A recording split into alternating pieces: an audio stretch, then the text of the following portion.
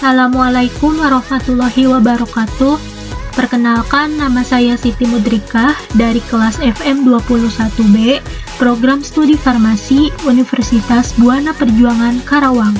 Di video kali ini, saya akan memaparkan materi mengenai aplikasi fluida statis dan dinamis dalam bidang kefarmasian ataupun kesehatan.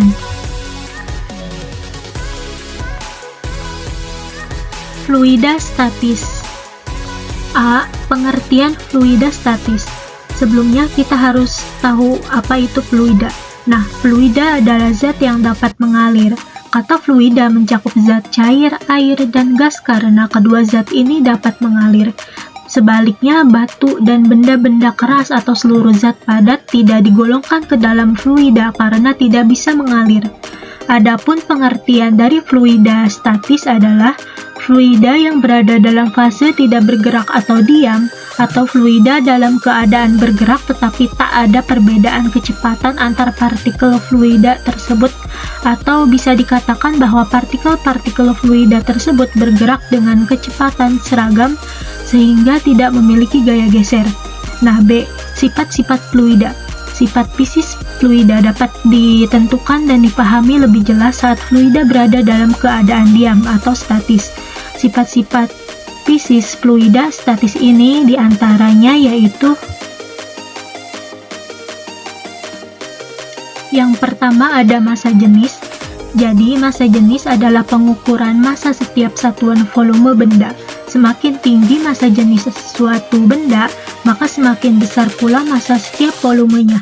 Massa jenis rata-rata setiap benda merupakan total massa dibagi dengan total volumenya.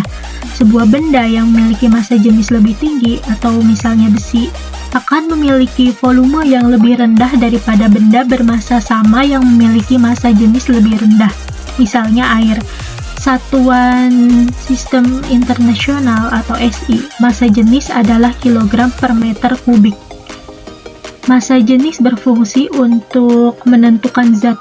Setiap zat memiliki massa jenis yang berbeda, dan satu zat berapapun massanya, berapapun volumenya akan memiliki massa jenis yang sama. Secara matematis, massa jenis dituliskan sebagai berikut. Rho sama dengan massa dibagi dengan volume. Keterangannya itu M massa satuannya kilogram atau gram, V volume satuannya meter kubik atau sentimeter kubik, dan Rho sama dengan massa jenis satuannya kilogram per meter kubik atau gram per sentimeter kubik.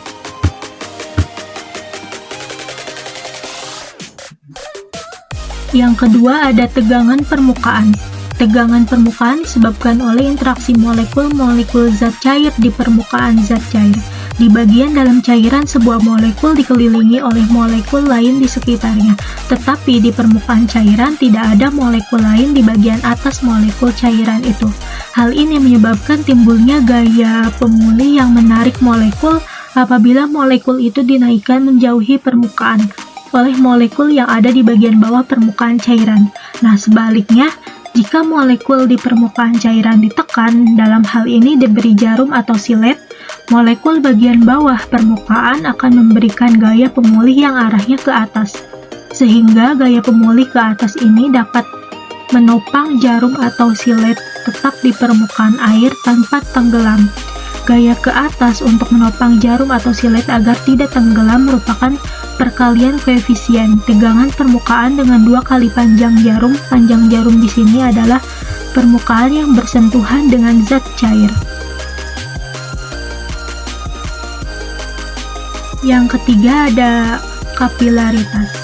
Untuk membahas kapilaritas, perhatikan sebuah pipa kaca dengan diameter kecil atau pipa kapiler yang ujungnya terbuka saat dimasukkan ke dalam bejana berisi air. Kita dapat menyaksikan bahwa permukaan air dalam pipa akan naik. Lain hasilnya jika kita mencelupkan pipa tersebut ke dalam bejana berisi air raksa, permukaan air raksa dalam tabung akan turun atau lebih rendah daripada permukaan air raksa dalam bejana. Gejala inilah yang disebut dengan gejala kapilaritas. Pada kejadian ini, pipa yang digunakan adalah pipa kapiler. Oleh karena itu, gejala kapilaritas adalah gejala naik turunnya zat cair dalam pipa kapiler. Permukaan zat cair yang berbentuk cekung atau cembung disebut meniskus. Nah, permukaan air pada dinding kaca yang berbentuk cekung disebut meniskus cekung. Sedangkan permukaan air raksa yang berbentuk cembung disebut meniskus cembung. Penyebab dari gejala kapiler adalah adanya adesi dan kohesi. Kohesi adalah gaya tarik-menarik antar molekul yang sama jenisnya. Gaya ini menyebabkan antara zat yang satu dengan yang lain tidak dapat menempel karena molekulnya saling tolak-menolak. Sedangkan adesi adalah gaya tarik-menarik antar molekul yang berbeda jenisnya. Gaya ini menyebabkan antara zat yang satu dengan yang lain dapat menempel dengan baik karena molekulnya saling tarik-menarik atau merekat. Yang keempat ada viskositas. Viskositas merupakan pengukuran dari ketahanan fluida yang diubah baik dengan tekanan maupun tegangan pada masalah sehari-hari dan hanya untuk fluida. Viskositas adalah ketebalan atau pergesekan internal. Oleh karena itu, air yang tipis memiliki viskositas lebih rendah, sedangkan madu yang tebal memiliki viskositas yang lebih tinggi. Sederhananya, semakin rendah viskositas suatu fluida, semakin besar juga pergerakan dari fluida tersebut. Viskositas menjelaskan ketahanan internal fluida untuk mengalir dan mungkin dapat dipikirkan sebagai pengukuran dari pergeseran fluida. Seluruh fluida, kecuali superfluida, memiliki ketahanan dari tekanan dan oleh karena itu disebut kental.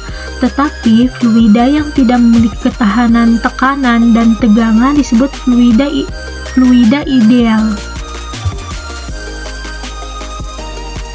Yang kelima ada tekanan. Tekanan dilambangkan dengan P, merupakan satuan ilmu fisika untuk menyatakan atau menyebutkan hasil dari gaya. Dengan luas, satuan tekanan digunakan dalam mengukur kekuatan dari suatu benda, gas, dan benda cair. Untuk lebih ringkasnya, tekanan merupakan hasil bagi antara gaya dan luas penampang, dengan asumsi bahwa semakin besar gaya yang diberikan, maka semakin besar pula tekanannya. Akan tetapi sebaliknya, jika luas penampang tersebut besar, maka tekanan yang diberikan akan kecil. Perhatikan persamaan berikut. P sama dengan F dibagi A. Keterangannya itu F itu gaya, satuannya N, A itu luas permukaan, satuannya meter persegi, dan P itu sama dengan tekanan dengan satuan N per meter persegi atau Pascal. Yang keenam ada tekanan mutlak. Tekanan mutlak merupakan tekanan dari keseluruhan total yang dialami benda atau objek tersebut, sehingga mengaitkan dengan pengertian tersebut dapat dirumuskan bahwa dengan keterangan sebagai berikut. P itu tekanan mutlak, satuannya Pascal. PO tekanan udara, pH tekanan hidrostatis. Yang ketujuh ada hukum Pascal. Hukum Pascal yang berbunyi tekanan yang diberikan kepada fluida dalam sebuah ruangan tertutup akan diteruskan sama besar ke segala arah. Keterangannya F1 itu gaya pada permukaan A1, F2 pada permukaan A2, A1 itu luas permukaan 1, satuannya meter persegi, terus A2 luas permukaan 2, D1 itu diameter permukaan 1, D2 diameter permukaan 2. Nah, rumusnya itu F1 dibagi A1 sama dengan F2 dibagi A2. Nah, F1 itu sama dengan diameter 1 dibagi diameter permukaan 2 dikali F2.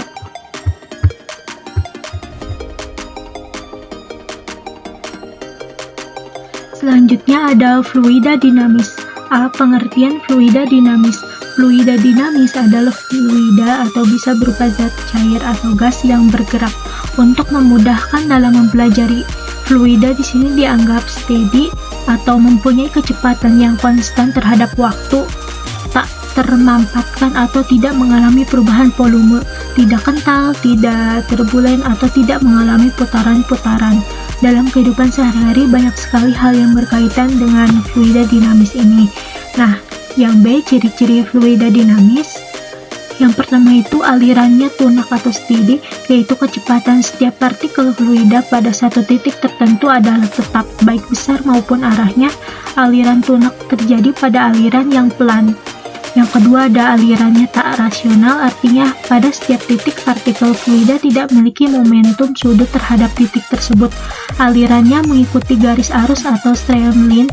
Yang ketiga tidak kompresibel atau tidak termampatkan, artinya fluida tidak mengalami perubahan volume atau massa jenis karena pengaruh tekanan. Yang keempat, tak kental, artinya tidak mengalami gesekan baik dengan lapisan fluida di sekitarnya maupun dengan dinding tempat yang dilaluinya. Kekentalan pada aliran fluida berkaitan dengan viskositas.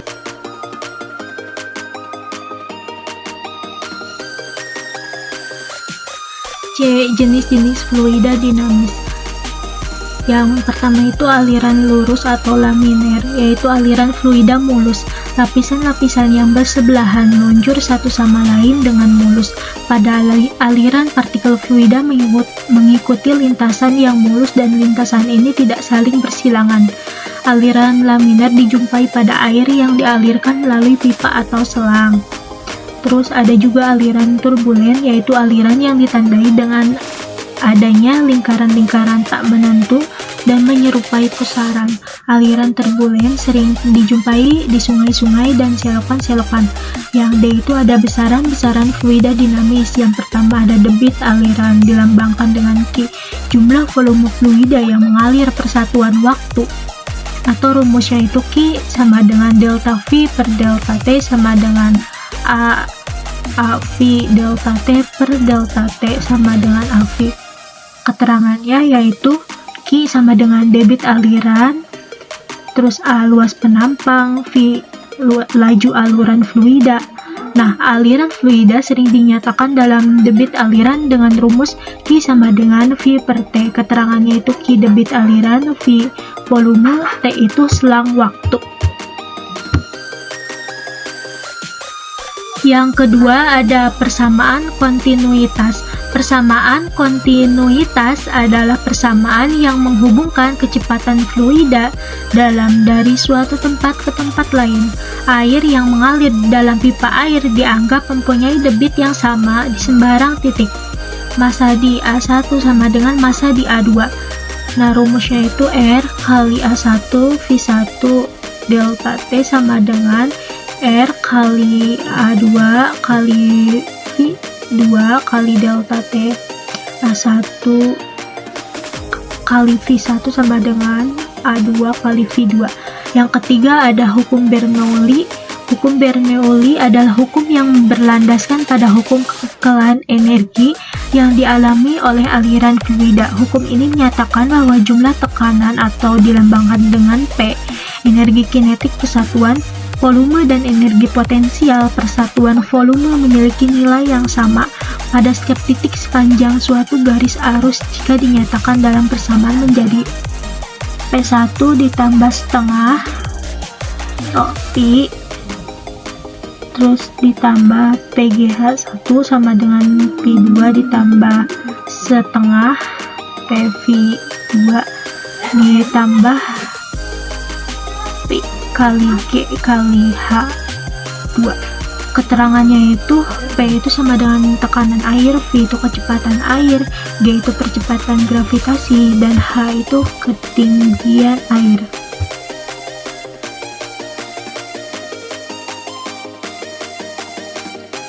Selanjutnya ada fluida dalam bidang kedokteran dan farmasi. Yang pertama itu ada injeksi. Sering disebut dengan shot atau jab. Dalam bahasa Inggris adalah proses memasukkan cairan ke tubuh menggunakan jarum. Dalam praktik medis, cairan yang kerap dimasukkan ke tubuh melalui injeksi adalah obat dan vitamin. Adapun jarum yang digunakan dalam proses injeksi adalah jarum hipodermik dan jarum suntik. Dalam dunia medis pula, injeksi kerap dikenal sebagai teknik pemberian obat melalui parenteral, yaitu pemberian melalui rute selain saluran pencernaan.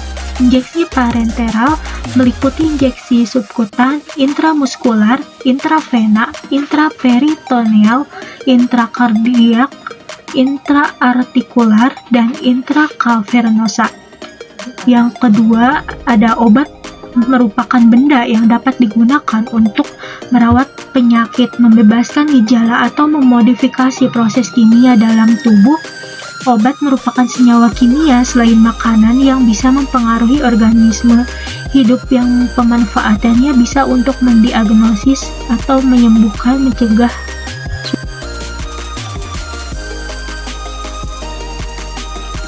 Terus ada juga transfusi darah, adalah pemberian darah dari suatu orang atau donor ke orang lain, yaitu disebut dengan resipien yang kekurangan satu atau lebih komponen darah.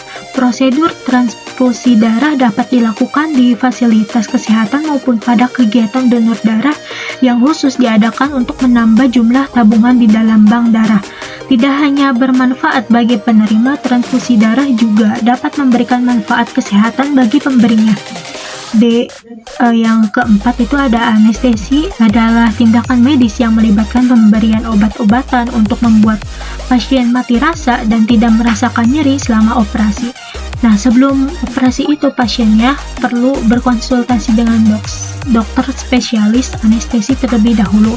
Langkah ini bertujuan meninjau kondisi dan riwayat medis pasien serta menentukan teknik anestesi yang tepat. Yang kelima, infus adalah obat yang diberikan secara langsung ke dalam pembuluh darah. Pemberian obat dilakukan dengan cara memasukkan selang kecil disebut intravena ke dalam salah satu pembuluh darah di area tangan. Metode ini digunakan apabila pasien tidak dimungkinkan untuk menerima obat melalui mulut atau oral, seperti pada kasus penyakit demam tifoid, jantung, stroke, dan demam berdarah.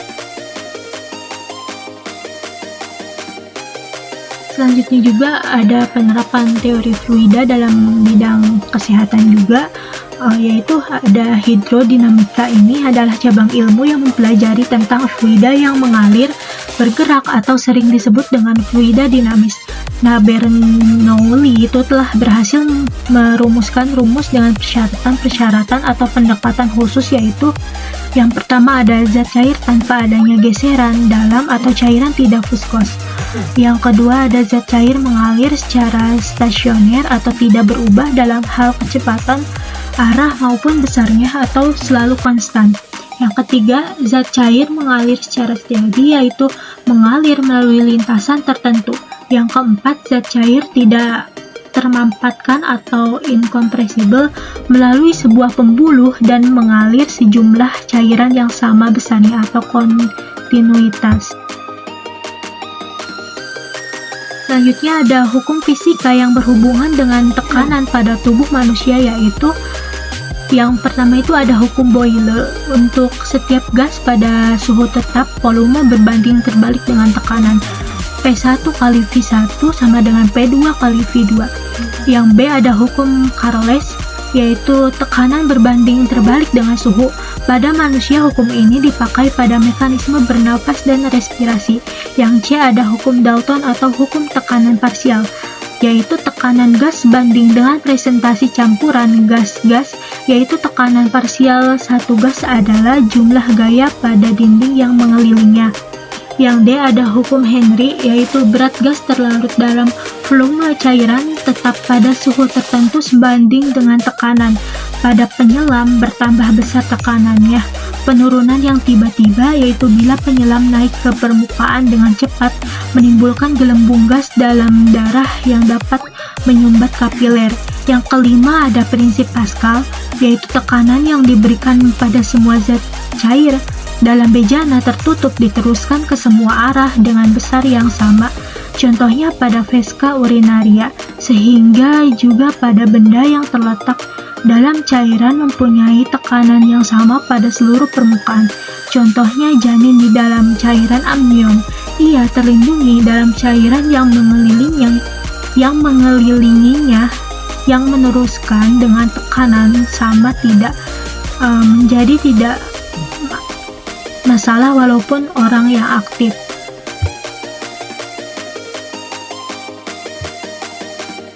Alat-alat yang digunakan dalam kesehatan berhubungan dengan hidrodinamika yaitu ada yang pertama, sphygmomanometer atau tensimeter digunakan untuk mengukur tekanan darah tubuh, berapakah sistol atau pada waktu jantung kuncup dan berapa angka diastol atau pada waktu jantung mengembang kembali. Yang kedua ada tonometer digunakan untuk pemeriksaan untuk mengetahui TiO atau tekanan intraokular pada mata.